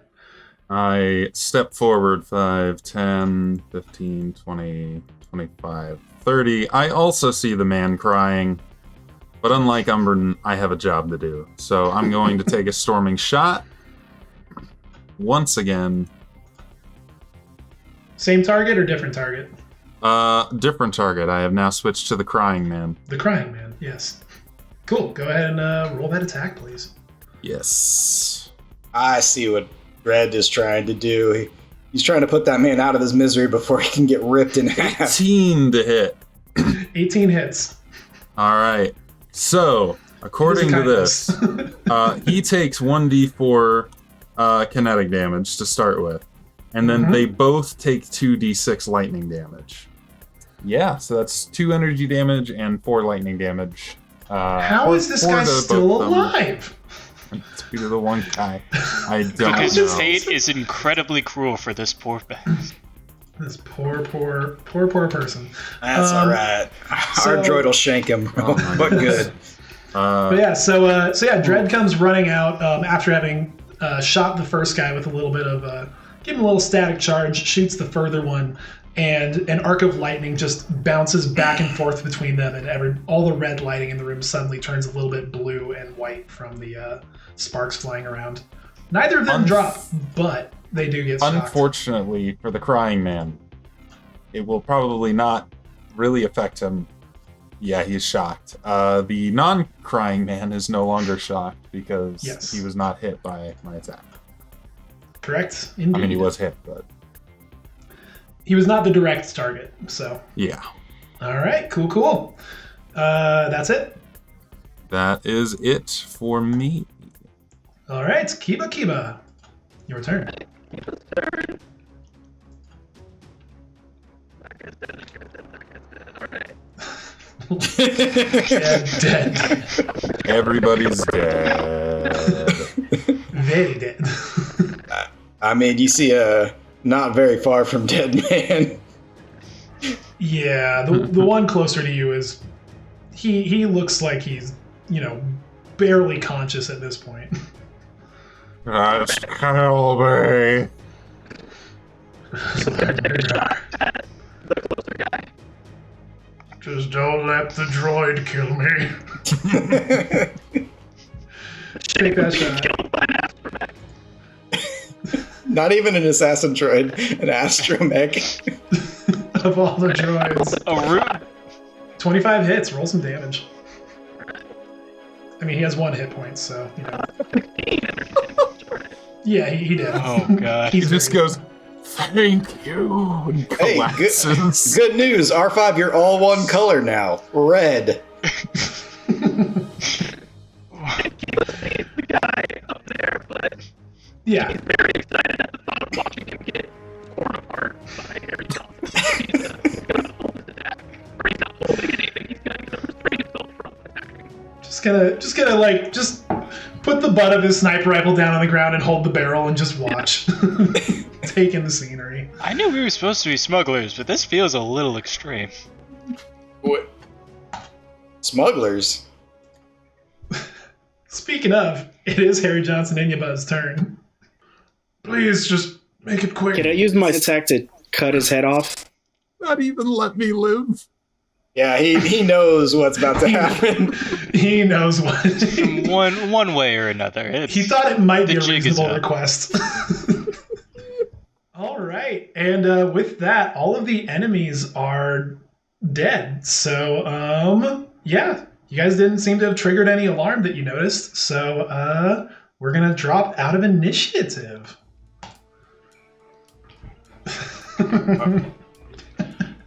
All right, Dread. Let's get to that lift and override it. Yeah. Oh, by the way, I'm in jammer mode right now, so if anyone needs to get a signal out, let me know first, because otherwise it's not going to go through. I mean, would that just be signals between us, or? Good to know. That means anything. Nothing's going to go through. Well, from here on.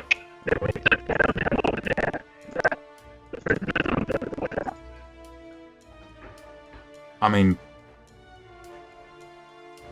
we're the ones supposed to be getting them out, right? Yeah. I think they're a bit busy right now. They try and push. They may wipe out their numbers just trying to push through a gate to get to the warehouse. Oh, speaking of, actually, Paul, could you go ahead and roll me a D100, please?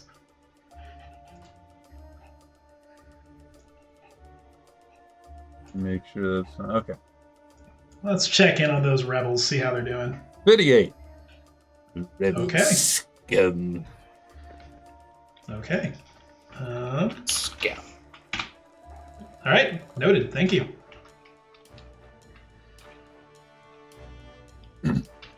Yeah. So I'll lead the party to the opening, if we're gonna call it that, to the private booth. Okay. So yeah, that was over here was the hallway that you went down towards to get to the balcony area of the private booth. So you guys go ahead and move yourself. I don't feel like I can't just highlight everybody. So go ahead and move yourselves on over there. Dang sale. So yeah, you can see down this hallway. Starting over here are the stairs that go down, and the part of the balcony that gets exposed that you can kind of see over a bit is way down by the edge. And that little black line down by where I pinged over here is the edge of the balcony before it drops off to the the ground level. That's a good distance below. I wouldn't recommend jumping off of it unless was necessary. Little bit of ledge climbing. Little bit. Yeah, it's not a tall ledge. It was only 5 feet up. You could all easily get up there, but that's how you that's where you gotta go. I would like to stealth. Oh yeah, you could super easily boost it people up. But yeah, if anybody wants to stealth, go ahead and do so. Yeah, I will. Hell yeah, Dread. Oh wait, is the stairs thing applying again? What, Jack? Does the stairs thing apply again here? Yeah, I mean, anytime that you want to stealth, you can't use stairs as an astromech droid. Could we just roll them down the stairs, or would that also be loud?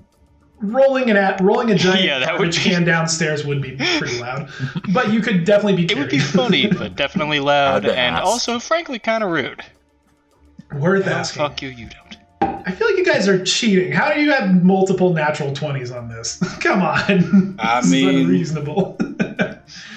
You know what? And the natural 20s aren't even the highest rolls. No, they're not, which is the most absurd part of it. Yeah. It's a dirty 20. Okay, you guys rolled absurdly high. For viewers, lowest was a 19. So we can just call everybody else absurdly stealthed. I got a 21. Reasonably speaking, the giant Wookiee is the least stealthed. So yeah, you guys are up there. Feel free to move yourself on downwards as you go. And you can see back into the other private booths over there. Are you backpack seeing me? We only backpack Sam. We don't only backpack as R5. I like it though. Did they send you to backpack sees me? Is that a back to tube, or are you just happy to see me? So if for Harry Johnson, if you want to just go and like boost everybody up, you can do that super easily onto here. Super easy. Feel free. Huh? The booth is the private booth is up here in that like kind of light blue, whatever color you want to consider that to be. All right, gently now, gently. So yeah, you can see in here is Zintar's private booth. Lining both sides of it are just some what normally would be nicely laid out like tables of food and stuff. The big giant red circle is clearly his own personal viewing chair, and then there's just kind of a half ring of other chairs behind him. And then way off at the back over here, you see what looks like a lift. Well, all right. Go. All right, so you head over there. You can tell that due to the bomb going off, there currently is not any power operating this lift. Wow, he's surprisingly humble. All the public doors work, but his own private transportation, interesting. So, you can pretty easily like wrench the door open, more or less. Okay. But you see one of you opens up the like the sliding door to it, and you see a very dark, unlit, just hole going down, and you don't see the bottom. Why not? I will fire a blaster shot straight down the hole. You see it go down, and it hits something at the bottom. Would I have been able to about time the speed of the bullet against the distance it traveled? The DC is going to be really high because blaster fire is so quick. Maybe something a little slower traveling than light would be an easier thing to measure. That's fair. But you could try rolling just like an intelligence check. Right, why not? There is no risk to an intelligence check. That's not great. Yeah, I don't think an extra D6 is going to do it for you. Yeah. 8! You figure if you jump, it's going to hurt when you land. Yeah, that's about what you get out of it. It's fun. Grappling hook again. How long is the rope attached to the grappling hook? 50 feet. Probably standard 50? Not going to make it to the bottom. Yeah. Worth trying, though. You figure it will not make it all the way to the bottom, yeah. But you can certainly hook it up and start descending that way. Are there cables? Are there cables that go to the lift here that go up and down? No, this is operated by repulsor lifts, so it's just like little jets on the bottom that lift it up and down. But there are definitely like, it's not like a smooth surface on the inside of it. There's various like little maintenance panels, a bunch of stuff like that that you could. It's feasible to be able to climb down if you wanted to try. All right. Well, did that blaster fire seem to alert anybody? Give me a perception check.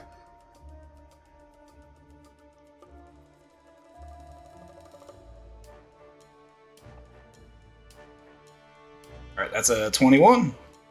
You kind of look around, you listen. You don't hear any signs of anything reacting to the blaster fire. All right, I will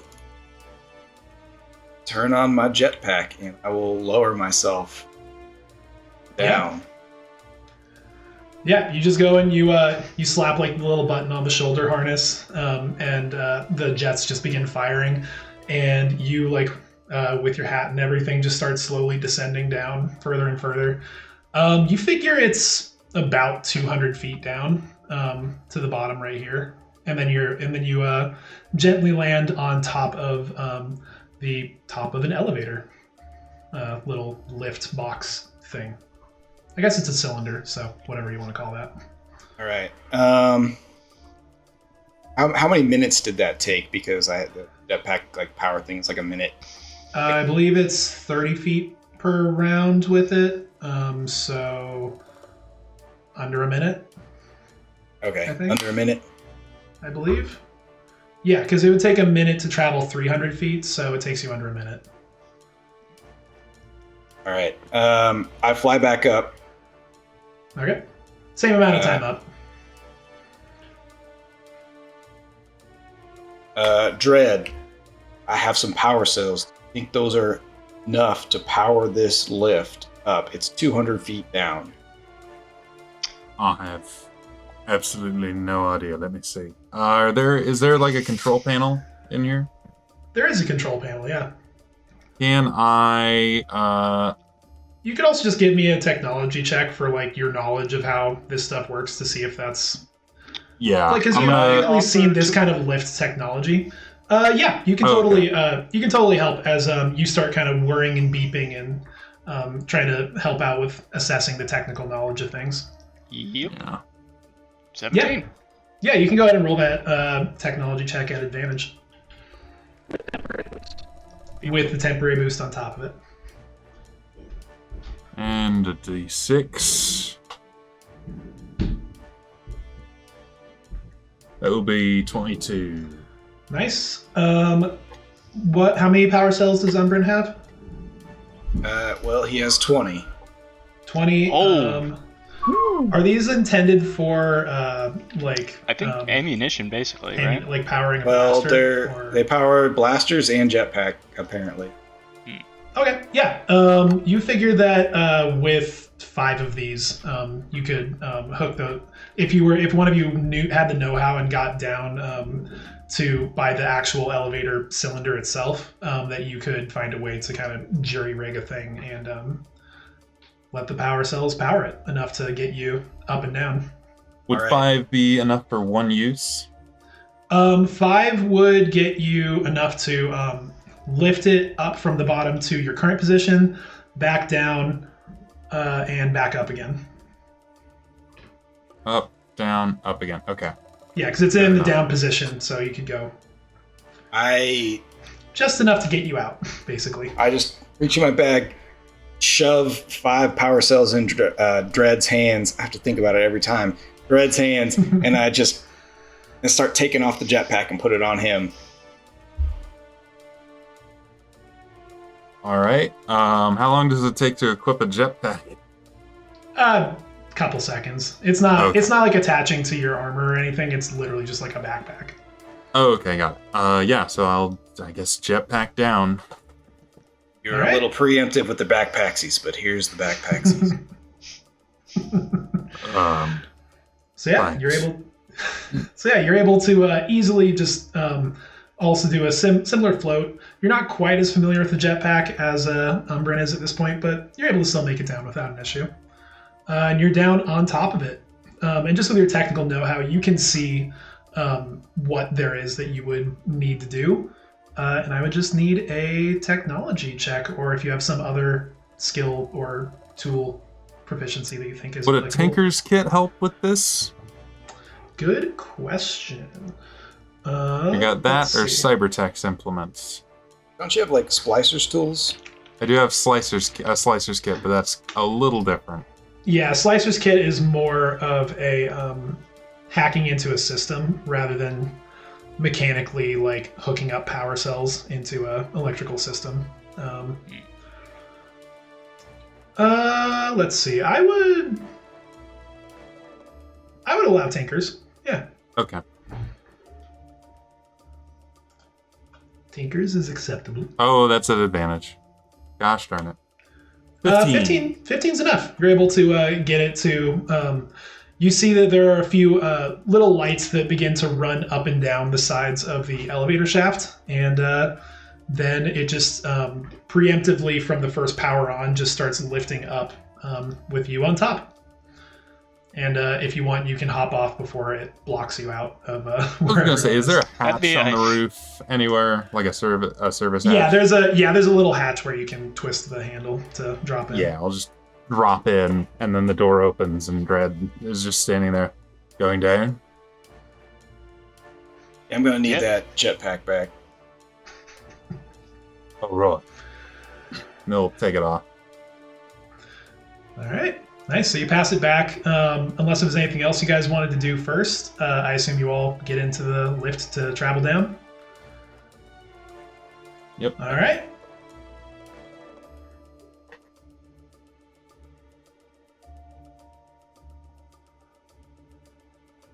R5, are you coming? Yep. Coming along. All right. So yeah, you all hop in, slap the little button on the control panel, and the lift just begins making that kind of like soft whirring noise on the inside of it that you can hear. Make your way down, and you get down to the bottom, and it opens up to a completely dark hallway, other than a couple of very small running lights along the edges of the floor that you can see. Just to see it kind of keeps going off pretty far into the darkness ahead of you, heading, based on your last sense of direction, it was northeast. But there's only one way it seems that you can go from here. The floor is made out of Durasteel, so it's kind of got a bit of a reflective quality to it. But the walls and the ceilings seem to just be entirely made out of stone and just were carved out of the actual rock of the moon itself. So when you said no way back, I thought you were just trying to be cool. Oh no. So yeah, it's all very, very dark. And I'm gonna go ahead and drag you on down in just a sec. Okay, save that. Apparently there's no word for optimism in binary. I just got thrown down a flight of stairs. It does exist, just not very common. Yeah, there definitely is a word for optimism. Oh no, you got binary. thrown upstairs. It's bleep, bleep, bloop, bloop, bleep, bleep. You do not get to use that word. Dad. That's our word. How dare you? Okay, I think you guys should see yourself down on the bottom left corner, over here, of this new I can thing. see only my own token, but... Well, that's good, because you don't have dark vision, and it's dark, so... There we go. Oh, no. So it is acting as intended.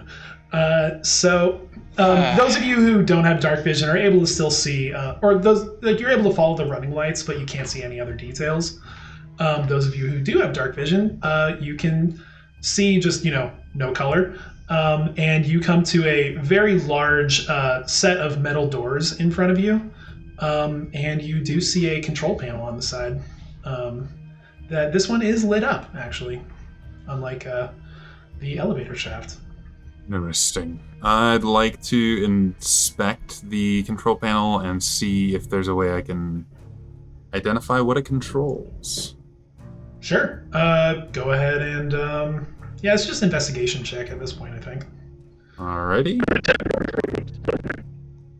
Yeah. Because why not? Just give a nice little confidence boosting tap on the butt as you go towards the panel. I'd be offended if my butt wasn't made of metal. That wasn't me this time. 22. Nice. So 22, it controls the door. It opens it, it closes it. That's pretty straightforward. He does a bunch of Sherlock Holmesian head math just for show. He's just like, right, this controls the door. Right. I will press the button. Alrighty then. So you press the button, and the doors kind of screech a bit as they grind against some of the stone that is surrounding them. Okay, let me grab it, please. Come on. I don't want to delete it. I just want to move it. Come on. Stupid dynamic lighting. No, you don't get to move this door that you made, even though you explicitly made it so you can move it. Ba-boom! You see a pretty vast cavernous space open in front of you, and it just kind of dissipates out into the darkness. Though there are a few areas. So for one, anywhere where these these brown boxes are, once again, are boxes. These are pretty tall though, and you see some labels on them. And specifically for Umbrin, to your southeast, over here, You do see a very faint blue glow in the shape of a small dome. I take a few steps out to see if I can look at that. The blue thing? The blue dome. You see it keeps kind of extending up beyond your field of vision. But at this point, you can tell that while all of this gray floor that's directly beneath you is still that same kind of Durasteel material, you start to notice more kind of scratch marks in it. And inside of the blue dome, you can tell that it's actually like kind of a combination of sand and dirt making up the floor inside of there. Yeah.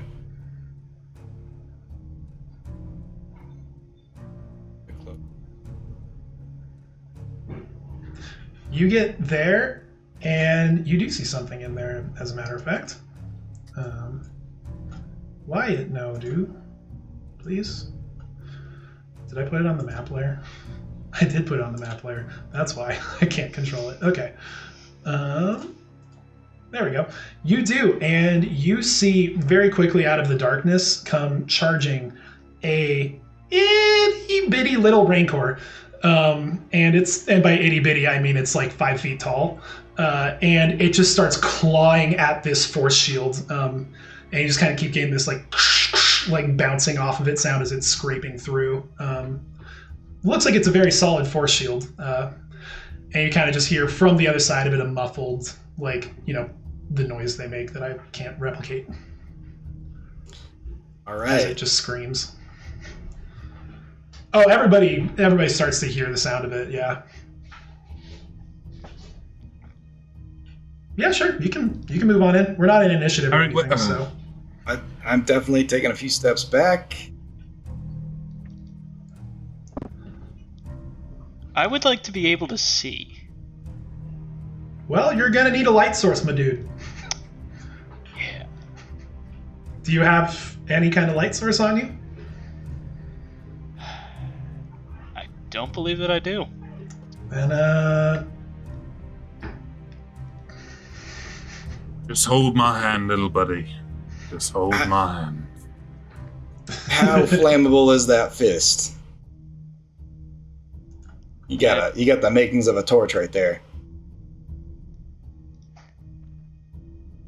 Not wrong, but definitely insensitive. I don't know how that's insensitive, but okay. You're insensitive. Well, yeah, that I'll agree with, but that in can't particular see a thing. All right, I'm a little bit on edge. No, I'm insensitive. Half of my nerve endings have been burnt off. Well, I don't think the Rancor is the way to go. I'm pretty sure we have to keep going north. I would agree strongly. Okay. Does anybody have a glow rod that they could just slap onto me or something? You see a similar blue dome off in that direction, Umbrin, by the way, to the northwest.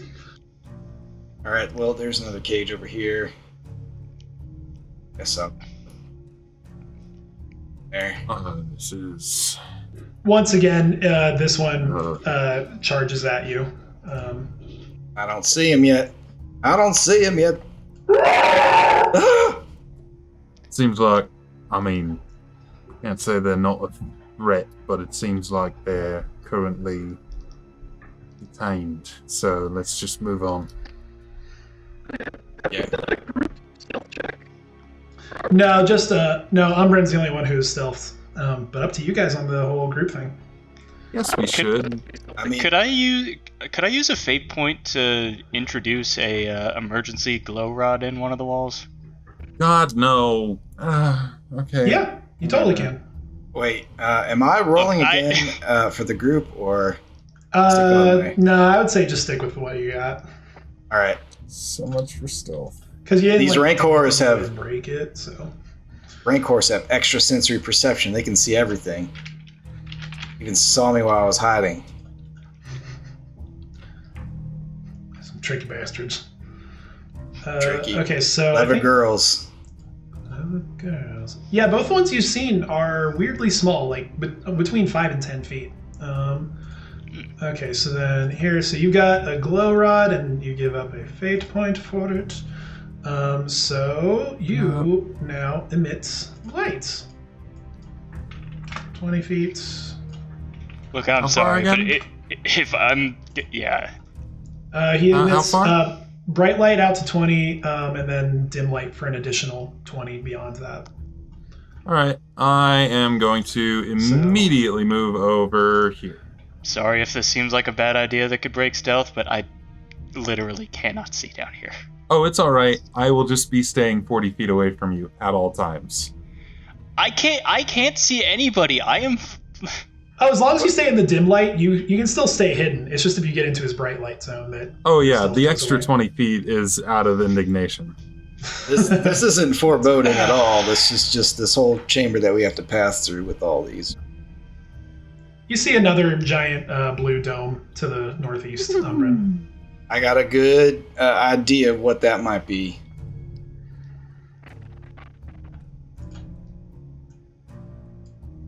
All right, I'm just going to keep moving up until the DM tells me to stop moving. And stop. The brown box you're on there is a large food crate, so whoever that is, just so you know. My bad. Yeah, all good. So you may want to, I mean, you could climb it, but I would move off of it. So everybody stop moving. That makes more sense. Just at that moment, you hear the door that was back behind you close shut. And in addition to it, both back the way you came and in front of you, you hear a large chunking sound of heavy locking bolts closing, basically.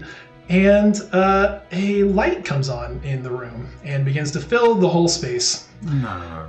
And up above you, you see it is much bigger. That one is a full-grown adult Rancor in the middle of it, inside the blue, right there. And you see some others as well. You see what looks like a lift off to your northwest. You can see that this whole room is a giant stone dome that goes up about like 200 feet up above you. And you see at the very top of it is a round vented circle that twists open. And you can see light above it. And way up above you, just with the faintest glimpse, you're able to see a bright bit of blue skin with twinkling red eyes and black hair, crouched over, looking down towards you. And then from some speakers coming out of each of the walls all around you, you hear a fairly breathy voice saying, "Ah, so the idiots who set off the suppression system and killed one of Zintar's guards last night have come back for more. I watched the security video of you two, and I must say, I wasn't very impressed. Honestly, Kiba, I had expected a fellow hunter with your reputation to have not tied yourself to such a pathetic group. Though credit where credit is due, it did take me longer to find that adorable hideout of yours. Perhaps the lot of you are actually worth my time hunting. Tell you all what, prove yourself by surviving, and I will give you the honor of personally turning you into Zintar to collect the bounty on your heads. Though honestly, I can't say I'm expecting much. See you all soon." And you hear the vents begin to close again, and the northeasternmost shield begins to drop, and you see the Rancor up there. And we're going to call it there for the night as the Rancor is beginning to charge towards you guys. Oh, thanks for joining, everybody!